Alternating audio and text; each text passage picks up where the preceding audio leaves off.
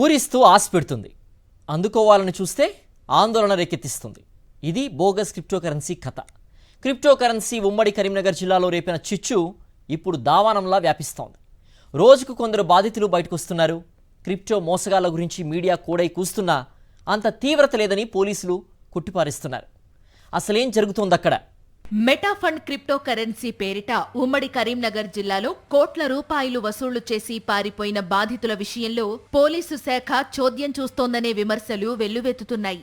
విదేశీ విహారయాత్రలంటూ ఊరించి రూపాయికి 10 రూపాయల లాభం ఆశ చూపించి లక్షల రూపాయల పెట్టుబడులు పెట్టించి బోర్డు తిప్పేస్తున్న క్రిప్టో కంపెనీలపై చర్యలేవి?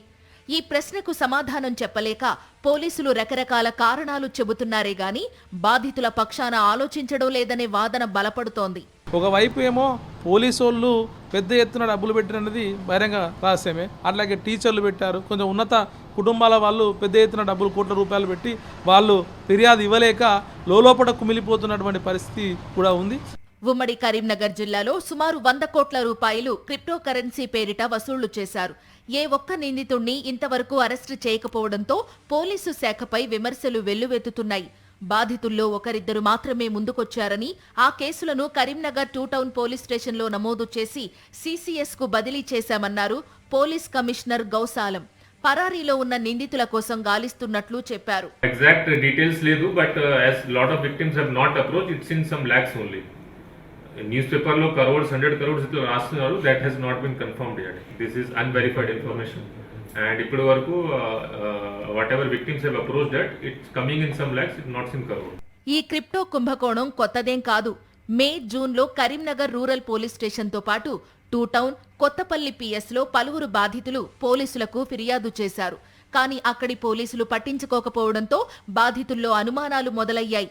క్రిప్టో నిందితులకు పోలీసులు వంతపాడుతున్నారా అనే సందేహాలకు పోలీసు చర్యలే బలం చేకూర్చాయి. దాసరి రాజు, దాసరి రమేష్ అనే ఇద్దరిపై ఫిర్యాదులందినా పట్టించుకోకపోవడంతో బాధితులు ఉన్నతాధికారులను కలిసేందుకు సిద్ధమయ్యారు. దాంతో కేసును సిసిఎస్ కు బదిలీ చేశారు. నిందితులు హైకోర్టులో ముందస్తు బెయిల్ కోసం ప్రయత్నిస్తుండగా పోలీసులు దానిపై కౌంటర్ పిటిషన్ దాఖలు చేశారు. ప్రభుత్వ ఉద్యోగులై ఉండి ముందు వెనుక ఆలోచించకుండా మెటా క్రిప్టోలో పెట్టుబడులు పెట్టి ఎలాంటి అనుమతులు తీసుకోకుండానే విదేశాలకు వెళ్లి పబ్బులు, క్లబ్బుల్లో గడిపి మసాజ్ సెంటర్స్ లో ఎంజాయ్ చేసిన వాళ్లు ఇప్పుడు ఫిర్యాదు చేసేందుకు భయపడుతున్నారు.